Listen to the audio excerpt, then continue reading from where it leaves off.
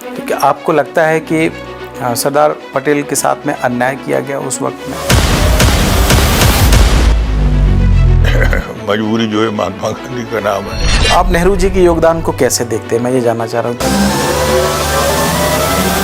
यानी वो पाश्चात्य सभ्यता से ज़्यादा प्रभावित थे। कुछ शिक्षक हैं जिनकी बड़ी राष्ट्रीय स्तर पर चर्चाएं होती हैं, बहुत फेमस हैं स्टूडेंट्स के बीच में। मसलन मैं बात करूं, खान सर हैं, दिव्य कीर्ति सर हैं। कि एक हीरोशिप की भावना होती है। एक बार डाकू मान सिंह ने आपको बुला लिया था और आप, मुझे जितना पता है कि उस वक्त आप काफ़ी छोटे थे, आपकी उम्र। ये चर्चा उसके पास पहुंच गई और वो उसमें चंबल के बीएड में ही था। अगर मान लीजिएगा कि आप मुख्यमंत्री होते, मैं एक मिनट के लिए मान लेता हूँ, या आप उस पोस्ट पे होते जिस पोस्ट पे ये तय करना होता कि कांग्रेस से आए हुए कुछ लोगों को अगर हम पार्टी में शामिल करा लेते हैं तो हमारी सरकार बन जाएगी, तो क्या आप इस बात के लिए तैयार हो जाते? Everything is fair.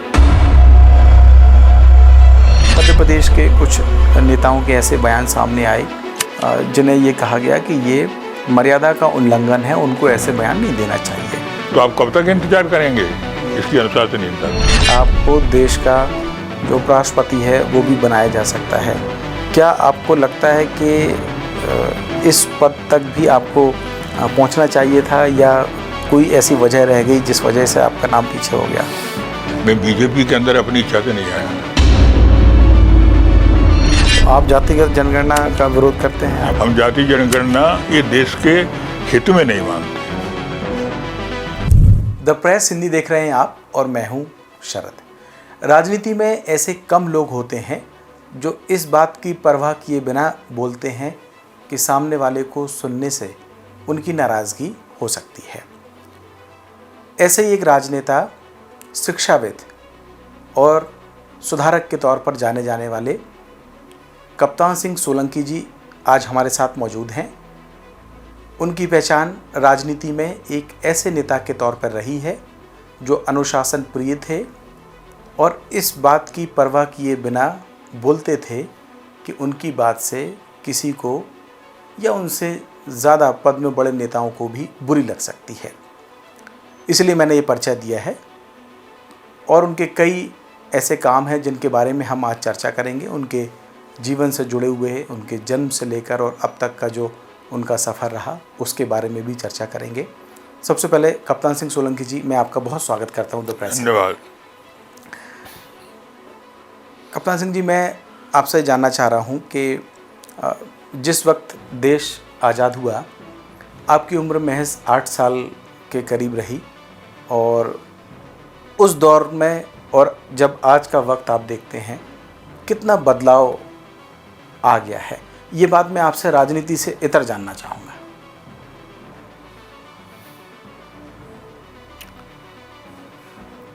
जब देश आज़ाद हुआ था तब हमने अंग्रेजों से आज़ादी प्राप्त की थी।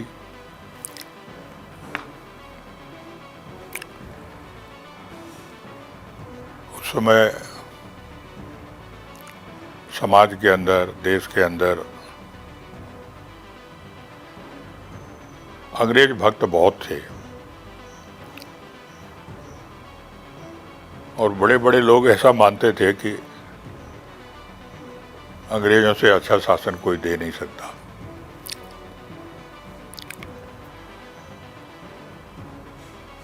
और मानसिकता इतनी बदली हुई थी, उसके कारण मैकाले की शिक्षा पद्धति भी थी।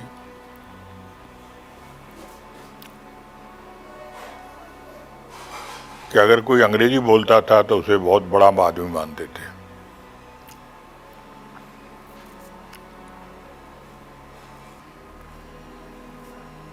जब अपने देश में परकी शासन आए, परकी राजा आए, उन्होंने यहाँ पर आक्रमण किया, या अंग्रेजों का भी शासन आया, तो अपने देश में कोई कम राजा नहीं थे, 565 राजा थे। लेकिन उस समय इन राजाओं को अपने राज्य की चिंता थी, अपने स्टेट की चिंता थी, संपूर्ण देश की चिंता नहीं थी। संपूर्ण देश एक है ये भाव नहीं था। पूरी तरह उनकी आस्था कहिए, उनकी जिम्मेदारी कहिए, वो अपने राज्य के प्रति मानते थे। हम कल्पना करें कि अगर 565 राजा देश को एक देश को ध्यान में रखते हुए अगर इकट्ठे हो जाते तो हमारा देश कभी परकीय शासन के अंतर्गत नहीं आता। यानी प्रारंभ से ही अगर जयचंद्र और पृथ्वीराज जी एक हुए होते तो ये परिस्थिति नहीं बनती। और इसलिए जब अब आजाद हुए तो लोग इस बात से भी डरते थे कोई हमें हिंदू का है, बल्कि मैं नाम नहीं लूंगा, एक महान व्यक्ति तो यहाँ तक कहते थे कि मुझे हिंदू मत कहो, गधा कह लो। और इसलिए भारतवर्ष जिस कड़ी के कारण, जिन मूल्यों के कारण, जिस संस्कृति के कारण एक जुड़ा हुआ था, हिमालयात समारंभ यावद हिंदू सरोवरम तद देव निर्मितम देशम हिंदुस्तानम प्रचक्षते। यानी हिमालय से लेकर तो ठीक सीधे हिंद महासागर तक ये देवताओं का निर्मित देश है। इसके पीछे भगवान का आशीर्वाद है। सबसे पहले चरित्र की शिक्षा इस देश ने दी है और वो देश इतने वर्षों तक गुलामी में रहा। उसका कारण ये था कि हम सबके अंदर पूरे राष्ट्र के बारे में आस्था नहीं थी, लेकिन तब और अब में बहुत फर्क है। 1947 में आज़ाद होने के बाद देश को जिस दिशा में जाना चाहिए था, देश उस दिशा में नहीं गया। माननीय दत्तोपंत ठेंगड़ी जी बहुत बड़े चिंतक हुए, राष्ट्रीय स्वयंसेवक संघ के प्रचारक थे, राज्यसभा के सदस्य भी रहे। वो अक्सर कहते थे कि देखो देश में दो रास्ते हैं, एक तो साम्यवादी है और दूसरा पूंजीवाद है, लेकिन एक तीसरा रास्ता और भी है और वो भारत के पास है। इसमें हर एक व्यक्ति अपने आप को समाज के साथ जुड़ा हुआ मानता है, एक आत्म मानता है, हम सब एक हैं। और हमारे देश का सिद्धांत ही वसुधैव कुटुंबकम का रहा है। लेकिन देश आज़ाद होने के बाद इस दिशा में देश चला नहीं, बल्कि यहाँ तक थी कि जब राष्ट्रीय स्वयंसेवक संघ के ऊपर प्रतिबंध आया तो हमारे पक्ष में बोलने वाला कोई नहीं था। लेकिन राष्ट्रीय स्वयंसेवक संघ को आज लोग समझने लगे हैं। आज जो इतना बड़ा परिवर्तन देश का दिख रहा है, जो फर्ज से अर्ज तक अपना देश गया है, पूरे देश में हमारा डंका बज रहा है, हमारी संस्कृति को लोग मान रहे हैं, ग्लोबल लीडरशिप हमारे पास है। कोई भी राष्ट्र विश्व का बिना हमको विश्वास में ये कोई नीति नहीं बना सकता। ये जो स्थिति हमारी आज बनी है वो सिर्फ इसके कारण बनी है कि राष्ट्रीय स्वयंसेवक संघ जिसने व्यक्तियों का निर्माण किया, ऐसे राष्ट्रभक्त निर्माण किए जिसने अपना जीवन पूरे देश के लिए, एकता के लिए, सांस्कृतिक रक्षा के लिए समर्पित किया। और इसलिए तब में और अब में आज बहुत फर्क देखने को हमें मिल रहा है। जब आप ये कहते हैं कि देश आज़ाद होने के बाद जिस दिशा में जाना चाहिए था उस दिशा में नहीं गया, तो क्या इसका मतलब ये निकालें कि जब आज़ादी मिली तो जो गांधी जी के विचार थे और उसके बाद नेहरू जी उन्होंने कमान संभाली आगे की, तो क्या आप ये कहते हैं कि उन लोगों ने भी इस देश को वो दिशा नहीं दी जिस दिशा में उसको आगे बढ़ना चाहिए था? देखिए, इस समय जब देश आज़ाद हुआ तो व्यक्तित्व का संकट था। हमको याद होगा कि प्रधानमंत्री कौन बनना चाहिए, और इसकी जब आपस में रायशुमारी हुई तो आमतौर जो तय करने वाला जो ग्रुप था, तय करने वाले जो लोग थे, उनका बहुमत सरदार वल्लभ भाई पटेल के हाथ में था, प्रधानमंत्री के हाथ में नहीं था। यानी जवाहरलाल नेहरू के पक्ष में लोग नहीं थे। लेकिन महात्मा गांधी ने सोचा कि इस समय देश चूंकि आज़ाद हुआ है, बहुत सारी बातें एक करनी है, सबको साथ में लेकर के चलना है, और ऐसी स्थिति में सरदार वल्लभ भाई पटेल के जो कठोर निर्णय होते हैं उसके कारण थोड़ी गड़बड़ हो सकती है। और इसलिए पूज्य बापू जी ने समर्थन सरदार वल्लभ भाई पटेल के बारे में होने के बाद भी प्रधानमंत्री के रूप में जवाहरलाल नेहरू को चुना। और आप वो सरदार वल्लभ भाई पटेल हैं, जब देश आज़ाद हुआ तो अंग्रेजों ने सत्ता बापू को नहीं दी थी, जवाहरलाल नेहरू को नहीं दी थी, किसी व्यक्ति को नहीं दी थी, 565 राजाओं को दी थी। देश आज़ाद होते ही 565 राजा उसी तरह से आ गए थे जैसे पूर्व स्थिति में थे, क्योंकि उन्होंने कहा कि हमने तो राजाओं से ली थी तो राजाओं को हम वापस कर रहे हैं। सरदार वल्लभ भाई पटेल एक थे जिन्होंने सारे राजाओं से राष्ट्र में विलय करने के लिए अपने राज्य के हस्ताक्षर करवाए। और ऐसा नहीं था कि काम सरलता से हो गया। इसके विरोध में कई लोग थे। हैदराबाद का निज़ाम था, जूनागढ़ का निज़ाम था, भोपाल का नवाब था। ऐसे कई लोग थे जो इसके विरोध में थे, हम दस्तखत नहीं करेंगे। लेकिन सरदार वल्लभ भाई पटेल इतने दृढ़ संकल्पित थे पूरे राज्यों का विलय करके एक राष्ट्र का रूप देने के लिए कि उन्होंने हैदराबाद में तो सेना भेजी, जूनागढ़ में पब्लिक को कहा घेराव कर लो इसका, और इस तरह से वो पूरा विलय हुआ।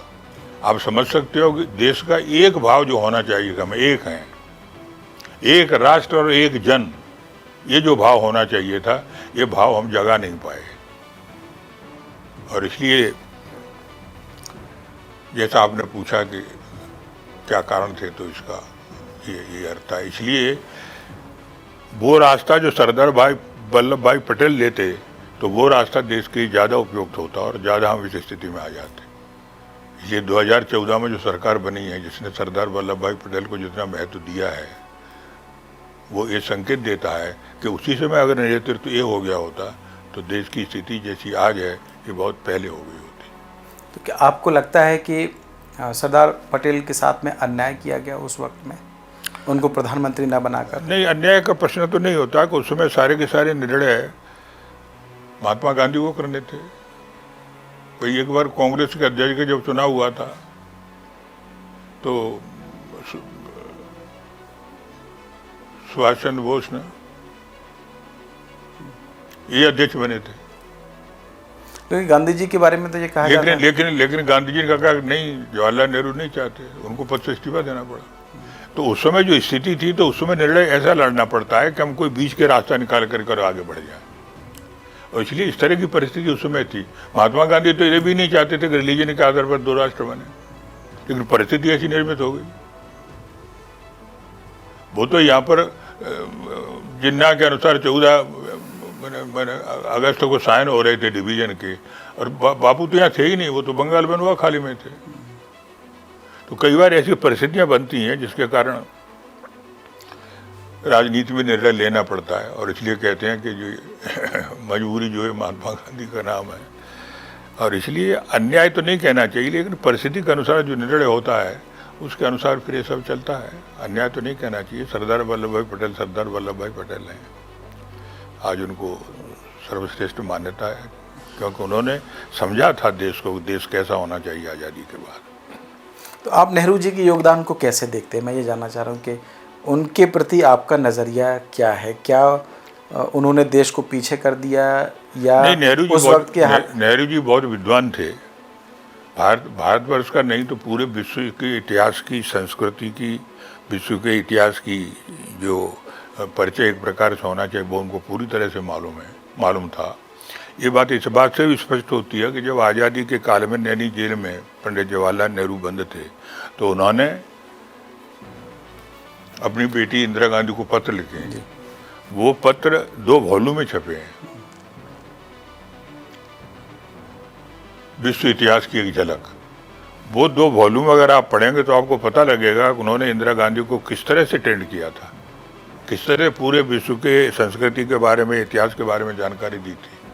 तो उनके पत्रों से ये लगता है कि पंडित जवाहरलाल नेहरू बहुत विद्वान थे, लेकिन पंडित जवाहरलाल नेहरू में बस एक ही थी कि भारतवर्ष के जो पोषक तत्व हैं, भारतवर्ष की पहचान जिन मूल्यों से उजागर होती है, उन मूल्यों का उनको उनके संस्कार नहीं थे।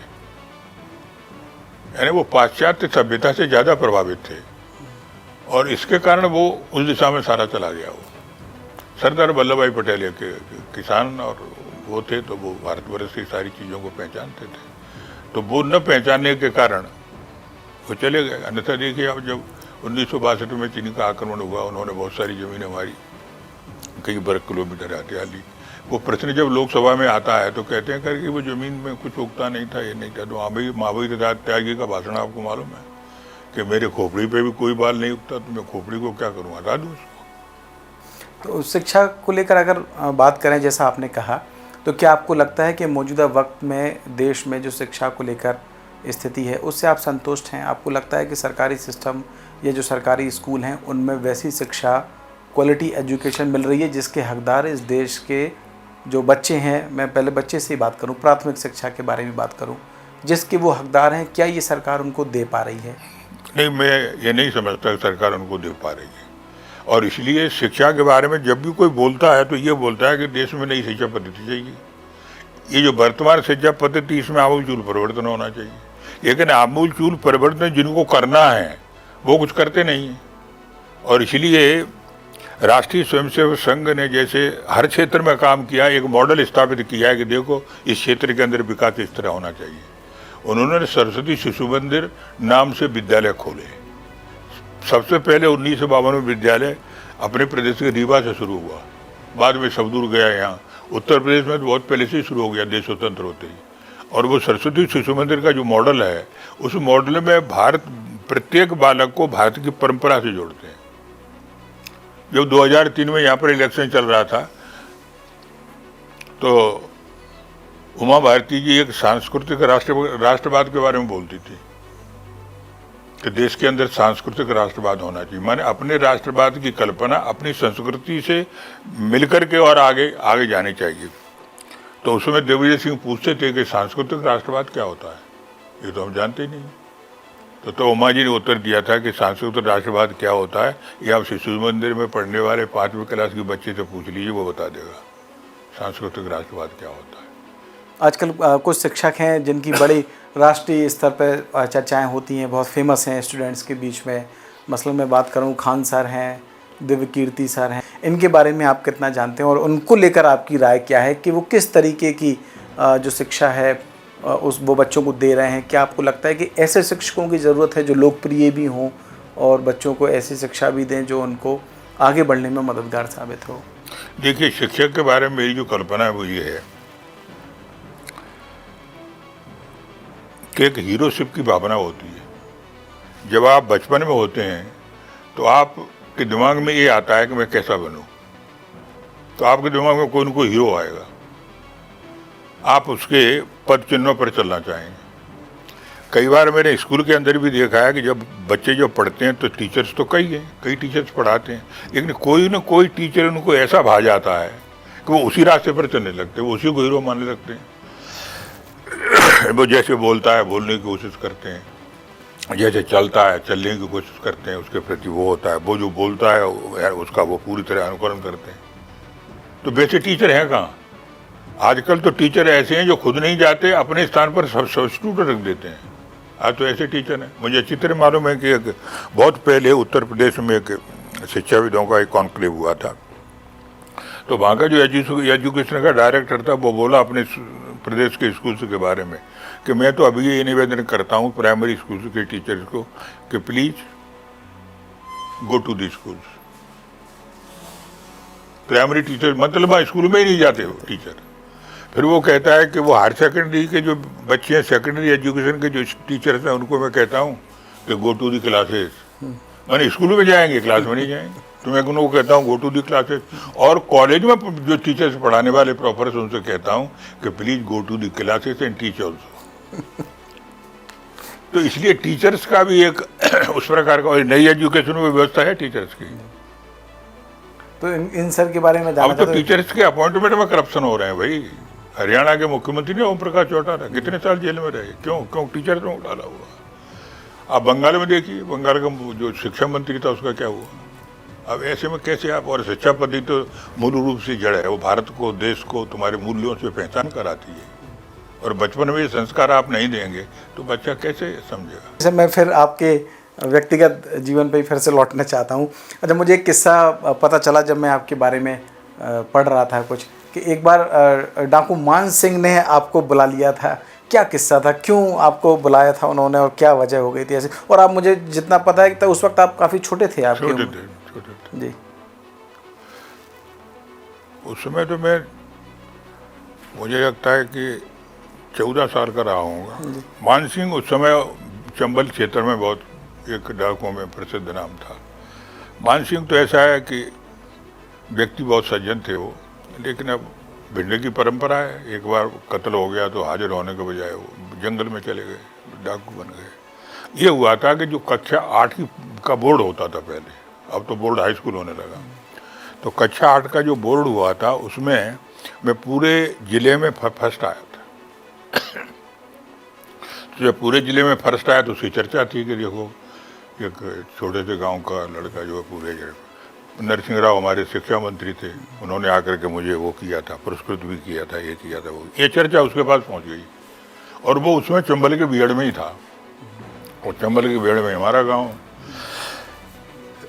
तो उससे जो मिलने वाले लोग थे उन्होंने कहा कि मैं उस लड़के से मिलना चाहता हूँ जो ज़िले में जिसने टॉप किया है। तो उन्होंने बोला है, मुझे बुला करके बोला कि देखो तुम्हारे बारे में सुनकर मुझे बहुत अच्छा लगा है, आप अपनी पढ़ाई करो, आगे बढ़ो, और कोई अगर दिक्कत हो तो आप मुझे बताना, आर्थिक कोई दिक्कत हो या दिक्कत। इस तरह हमारी भेंट मानसी थी। तो आपको उस वक्त डर नहीं लगा, उन्होंने बुलाया कि ये आपको ये नहीं लगा कि क्यों बुला रहे हैं आपको? नहीं, हमको डर तो नहीं लगा हमको। हमने कहा हमको बुला रहे हैं तो क्या, हम कोई धनवान आदमी तो है नहीं, अब बुला रहे हैं तो। लेकिन वो जो मध्यस्थता करने वाले लोग थे उन्हें संकेत कर दिया था, वो आपसे बहुत प्रसन्न है, उन्हें संकेत कर, लेकिन फिर भी हमको डर नहीं लगा। हमारे मामा जी माणिक चंद वाजपेयी जो सुदेश के प्रधान संपादक भी रहे, वो तो डाकुओं से कई बार मिलते थे। अड़ोखरा नाम का स्थान है, वहाँ पर उन्होंने कॉलेज चालू किया था, राजमाता सिंधिया। भिंडी से वहाँ तक वो पैदल जाते थे, तो रास्ते में तो मिल ही जाते थे। अच्छा, मैं कुछ राजनीति से संबंधित जो सवाल है वो आपसे करना चाह रहा हूँ। आपको देखकर और आपके बारे में जब लोग पढ़ते हैं तो लगता है कि एक ऐसे व्यक्ति का चरित्र सामने आता है जो थोड़ा सख्त मिजाज है, जिनको जहाँ ये लगता है कि बात को बोलना चाहिए वो बात अपनी मुखरता से रख देते हैं, इस बात की परवाह नहीं करते कि वहाँ मौजूद लोग को ये बात चुभ भी सकती है, क्योंकि वो बात सच होती है। आमतौर पर जो नेता हैं वो वक्त देखकर और समय देखकर बोलते हैं, लेकिन आप, ऐसा कहा जाता है कि आप इसकी परवाह नहीं करते। मैं ये जानना चाह रहा हूँ कि मौजूदा वक्त की जो राजनीति है उसको देखकर और जो आपका स्वभाव रहा उसको देखकर क्या लगता है कि क्या वाकई में राजनीति में कुछ सुधार आया है, या वो वैसी ही है जैसी तब थी जब आप राजनीति में प्रवेश कर रहे थे और अब जबकि आप उम्र के इस पड़ाव पर हैं? नहीं, अब उस समय की राजनीति में और इस समय की राजनीति में माने राजनीति के अंदर जो लोग हैं वो जो काम करते हैं जिस तरह, उसमें कई काम उनको ऐसे करने पड़ते हैं जिसके बारे में वो अंतरात्मा से खुद भी सहमत नहीं है। और इसलिए आजकल कार्यकर्ता कई बार मेरे पास आते हैं और कहते हैं कि ठीक नहीं हो रहा है, कब से हम तपस्या कर रहे हैं, हमको रिकॉग्निशन मिल नहीं रहा है। बहुत से लोग ऐसे हैं जो आते हैं और उनको तुरंत रिकॉग्निशन मिल जाता है। तो बात तो सही कह रहे हैं, हमको भी लगता है सही कह रहे हैं,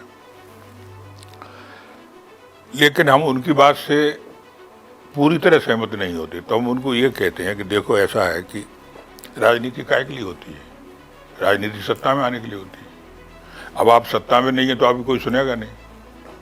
आपको देश को भी अगर जैसा देश है वैसा बनाना है, पुनर्निर्माण उसका अगर करना है, तो फिर आपके हाथ में सत्ता होना चाहिए। अब तक आपके हाथ में सत्ता नहीं थी तो देश जैसा था वैसा जा रहा था, भ्रष्टाचार हो रहा था और जाने क्या क्या हो रहा था यहाँ पर। इसलिए सत्ता जरूरी है। और सत्ता किसके हाथ में? सत्ता तुम्हारे हाथ में नहीं है, सत्ता जनता के हाथ में है। जनता अगर आपको वोट देगी तो आप सत्ता में आ जाएंगे। तो फिर आपको ऐसे चलना पड़ेगा जैसे जनता चाहती है। अगर आप जनता के विपरीत जाएंगे तो आप सत्ता में नहीं आएंगे। तो इसलिए समाज जिस तरह का है उसके अनुसार राजनीतिक दल को, राजनीतिक नेता को अपना व्यवहार, अपनी सारी कार्य पद्धति वो बनाना पड़ती है। और इसलिए दुर्भाग्य से समाज आज बटा हुआ है, समाज आज जातियों में बटा हुआ है, समाज आज क्षेत्रीयता में बटा हुआ है। आप कल्पना करो कि आज अपने देश में कोई ऐसा विपक्षी दल नहीं है जो राष्ट्रीय हो, और जो राष्ट्रीय विपक्षी दल है वो कोई मतलब नहीं रहा उसका। कारण क्या है इसका? क्षेत्रीय दल आगे आ रहे हैं। तो क्षेत्रीय दल जो है पूरे देश के लिए ये सकारात्मक चीज़ नहीं है। राष्ट्रीय दल दो ऐसे होना चाहिए जिससे सत्ता का परिवर्तन हो सके, कभी ये कभी ये। क्योंकि कोई भी आदमी कैसा भी हो, पावर करप्ट एब्सोल्युटली। इसलिए हम लोकतंत्र के अंदर जो परिवर्तन है ये बहुत जरूरी है। और इस परिवर्तन के लिए दूसरा कोई दल होना चाहिए, दूसरा दल कोई है नहीं। और सत्ता में आने के लिए आना जरूरी है। सत्ता में आने के लिए जनता को देखना पड़ता है, जनता क्या चाहती है। इसलिए फिर जनता जैसा चाहती है वैसा करना पड़ता है। आपको तो ये कहते हैं सत्ता चाहिए ना, सत्ता चाहिए तो सत्ता जिस गठजोड़ से आएगी वो स्वीकार कर लो। अगर मान लीजिएगा कि आप मुख्यमंत्री होते मैं 1 मिनट के लिए मान लेता हूँ, या आप उस पोस्ट पे होते जिस पोस्ट पे ये तय करना होता कि कांग्रेस से आए हुए कुछ लोगों को अगर हम पार्टी में शामिल करा लेते हैं तो हमारी सरकार बन जाएगी, तो क्या आप इस बात के लिए तैयार हो जाते? क्या आप अपने विचारों की को से समझौता करने के लिए तैयार हो जाते? ये तो बात इस वक्त पहले ही कह चुके कि सत्ता चाहिए, everything is fair in politics. सत्ता चाहिए, बस इतना जरूर है। आपने जो कहा कि ऐसे लोग जो आपके विचार से मेल नहीं खाते, स्वार्थ के लिए आए हैं, कोई पद प्राप्त करने के लिए आए हैं, वो अगर आते हैं तो सत्ता बनाने के लिए उनको ले लो, लेकिन लेने के बाद फिर अमेरिका की मेल्टिंग पॉट थ्योरी अपनाओ, उनको अपने ढंग इस तरह से वो करो कि जिसके कारण वो आपके अंदर मिल जाए। अगर वो नहीं मिलते हैं तब फिर इंतजार करो कि हमारे सिद्धांत के अनुसार ये नहीं चलते तो उनका क्या किया जाए। और इसलिए सत्ता जरूरी है, और सत्ता प्राप्त करने के लिए आज समाज की जो स्थिति है उसके अनुसार अपने को चलना, लेकिन धीरे धीरे परिवर्तन हो रहा है। तो लेकिन समाज स्वीकार नहीं कर, कहाँ का, क्योंकि समाज तो फिर मजबूर हो जाता है। मान लीजिए मैं ग्वालियर का उदाहरण दूं आपको, उन्होंने तो एक पार्टी को के जो मेंबर हैं या जो भी सदस्य हैं उनको वोट दिए थे, फिर वो इस्तीफा दे के फिर आ गए। तो ये तो जनाधार का तो जो जनमत है वो तो इस पक्ष में नहीं था, क्योंकि जनमत तो भले ही उनकी सरकार हो या ना हो, किसी एक व्यक्ति को लेकर हो, तो जनमत तो उस व्यक्ति विशेष को गया, उसको वोट दिए, वो जीता और फिर वो पार्टी बदल लेता है। तो जनता तो ये नहीं चाहती थी कि ये ऐसा कुछ हो। नहीं, जनता नहीं चाहती थी कैसे कहेंगे? 2018 हमारी सरकार नहीं बनी, कुछ लोगों के लिए सरकार पलट दिया, फिर 2023 में सरकार क्या किया? जनता ने क्या किया 2023? उससे अच्छा वो दे दिया। और 2023 का जो परिणाम आया है ना, ये मध्य प्रदेश के अंदर 48% हमको कभी नहीं मिला। 2003 में जो हमने 173 जीती थी तब भी हमारा परसेंट 44 ही था। तो टेस्ट तो जनता ही है ना। अच्छा सर, मैं एक सवाल आपकी ही पार्टी के नेताओं के बारे में भी जानना चाह रहा हूँ। जैसा मैंने कहा कि आप को सख्त मिजाज के लिए जाना जाता है, अनुशासन बनाने के लिए जाना जाता है, लेकिन पिछले कुछ दिनों में देखने में आया है कि पार्टी के कुछ जो नेता हैं वो ऐसे बयान, जैसे आपने अभी पाकिस्तान का जो हाल ही में ऑपरेशन सिंदूर हुआ, सरकार ने किया पाकिस्तान को मुंह तोड़ जवाब देने के लिए, उसमें ही मध्य प्रदेश के कुछ नेताओं के ऐसे बयान सामने आए जिन्हें ये कहा गया कि ये मर्यादा का उल्लंघन है, उनको ऐसे बयान नहीं देना चाहिए। मैं विजय शाह की बात कर रहा हूँ। फिर जगदीश देवड़ा जी का भी एक बयान आया सेना को लेकर, तो उनके खिलाफ बजाय कोई एक्शन लेने के, कोई नज़ीर पेश करने के, जो सरकार है या जो पार्टी है उनके डिफेंड में उतर आती, उनको बचाने के लिए हो जाती। भले अभी तो वो अगर आरोपी हैं तो उनको एटलीस्ट जो उन्होंने किया है या जिस तरीके का बयान दिया है उसमें आपको नहीं लगता है कि एक नज़ीर पेश करनी चाहिए बजाय इस बात के कि उनका बचाव किया जाए? नहीं, देखिए दो चीज़ें उसमें। जगदीश देवड़ा ने जो बयान दिया वो प्रधानमंत्री की तारीफ में इतना आगे चले गए कि इन्होंने ये कह दिया कि सेना भी उनके सामने झुक गई। अब वो भावना में बोलते चले गए, भावना में बोलते चले गए, और बोलते बोलते उनको ये नहीं ध्यान में रहा कि हम क्या कर रहे हैं, सेना का अपमान कर रहे हैं। माने उनके मन में गड़बड़ नहीं थी, शब्दों में गड़बड़ थी, और उसका भाव वो नहीं समझ पाए उस तरह से। अब जैसे आप विजय शाह का ही ले लीजिए, विजय शाह एकदम गुस्से में होकर के पाकिस्तान के ऊपर अटैक कर रहे थे, तो बस इतनी सी गलती कर गए कि वो आतंकवादियों की बहन बता दिया उसको, ये गलती कर गए। तो दो चीजें हैं कि आपके दिमाग में गड़बड़ है कि शब्दों में गड़बड़ है।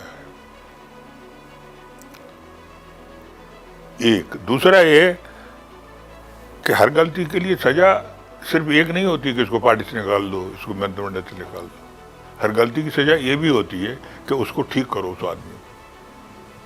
मैं जब राजस्थान का प्रभारी था तो जोधपुर नगर निगम में एक पार्षद बहुत अनुशासनहीनता करता था। आया, मैंने उसको बुलाया, समझाया कि भाई तुम क्या करते हो, पार्टी के अनुसार चलो, क्यों जीवन अपना खराब करते हो। मैंने सोचा कि इसमें सुधार आ जाएगा। 3 महीने बाद मैं फिर गया, उसमें कोई सुधार ही नहीं आया। तो पार्टी के लोग नाराज थे कि ये कुछ कर नहीं रहे, इसके खिलाफ एक्शन नहीं ले रहे, ये पहले भी वैसा ही था और समझाने के बाद भी वैसा ही, निकालो पार्टी से बाहर करो। तो कार्यकर्ताओं ने दैनिक भास्कर के एक पत्रकार से कहा कि प्रभारी जी को ये पूछो कि पहले जो समझाए गए थे वो तो उसने माना नहीं, वो तो अनुशासनहीनता अब भी कर रहा है, तो आप कब तक इंतजार करेंगे इसकी अनुशासनहीनता का। तो मैंने वहाँ पर उत्तर दिया कि मैं उसकी अनुशासनहीनता का इंतजार तब तक करूँगा जब तक बाप अपने बेटे को सुधारने के लिए इंतजार करता है। आप कल्पना करो उसके बाद उसमें सुधार आ गया। प्रभारी जी क्या बोलोगे? बाप अपने बेटे को सुधारने के लिए जितना इंतजार करता है उतना इंतजार करूंगा मैं। तो एक तरीका ये भी करेक्शन का होता है, और तीसरा तरीका ये भी होता है कि कोई बोल रहा है तो उसमें कहाँ गलती हो रही है, उसकी भावनात्मक गलती हो रही है कि वो गलती। और तीसरा तरीका ये भी है, पब्लिक ओपिनियन कैसा है उसके बारे में। इसलिए करेक्शन के दो तरीके हैं, सजा दे दो या उसके अंदर जो गड़बड़ है उसको ठीक कर दो। तो लेकिन विजय शाह का तो लंबा अनुभव हो गया है गलतियां करने का। उन्होंने पूर्व में भी वो अपना मंत्री पद खो चुके हैं इसी तरीके की गलती की वजह से। तो जो आपने कहा कि वो अब चलो देखो आगे देखते जाओ क्या क्या होता है। वो बोलने की बात नहीं है, सब चीज़ें ध्यान में लेते हैं। और हमारे प्रधानमंत्री जी कई चीज़ों को ध्यान में ले आते हैं, समय आने पर ऑपरेशन करते हैं। ये कहा गया कि जब आप गवर्नर बनाए गए हरियाणा के, त्रिपुरा के, उसके बाद में एक चर्चा बहुत ये रही कि आपको देश का जो उपराष्ट्रपति है वो भी बनाया जा सकता है। क्या आपको लगता है कि इस पद तक भी आपको पहुंचना चाहिए था, या कोई ऐसी वजह रह गई जिस वजह से आपका नाम पीछे हो गया? देखिए, इसकी दो तीन चीज़ें हैं। 2014 में जब सरकार बनी तब मैं 75+ था, और उस समय एक नियम बना था कि 75 और 75+ को कैबिनेट में नहीं लेंगे। तब कैबिनेट के लायक तो मैं था नहीं। ये जो शिवसेना का जो प्रमुख प्रवक्ता है ना, संजय राउत, ये संजय राउत हमारे साथ उसमें था राज्यसभा में। तो राज्यसभा में जो मंत्रिमंडल कैबिनेट का गठन सब हो गया, तो वो उठ करके मेरे पास आया और उसने बोला कि अरे सोलंकी जी, मैं एक बात कह रहा था आपसे, आप गवर्नर बन जाओ। मैंने कहा तुमने क्यों सोचा है गवर्नर? अरे कई बार उम्र और ये सब के हिसाब से गवर्नर बन जाओगे तो ठीक रहेगा। मैंने देख, मैं बीजेपी के अंदर अपनी इच्छा से नहीं आया, मैं तो राष्ट्रीय स्वयंसेवक संघ का प्रचार कर रहा हूँ भाई। लेकिन वो तो संघ व्यक्ति को भेजता है वहाँ जाके। अब उस समय एक चुनौती थी कि 1993 में सरकार कांग्रेस की बन गई, 1998 में कांग्रेस की सरकार बन गई, और दिग्विजय सिंह जो है संघ को ज़्यादा कोसता है, तो ये सरकार तो बदलनी चाहिए। तो संघ ने फिर हमको कहा कि जाओ बीजेपी में चले जाओ, तो हम बीजेपी में आ गए। और जैसी चाहता संघ ने वैसा 2003 में हो भी गया। उसके पश्चात जब लोगों को लगा कि अब जूनियर लोग आ रहे हैं, तो फिर उन्होंने हमको दिल्ली में भेज दिया। तो उन्होंने राज्यसभा में भेज दिया। हमने तो राज्यसभा मांगी नहीं थी। अब 2014 में अपनी सरकार बन गई, तो जो होगा सो होगा। दूसरे दिन ही घोषणा हो गई, क्योंकि हरियाणा का गवर्नर बनाया जाता है। अब आगे की जो बात आई, अब उसमें एक दूसरी पॉलिटिक्स है।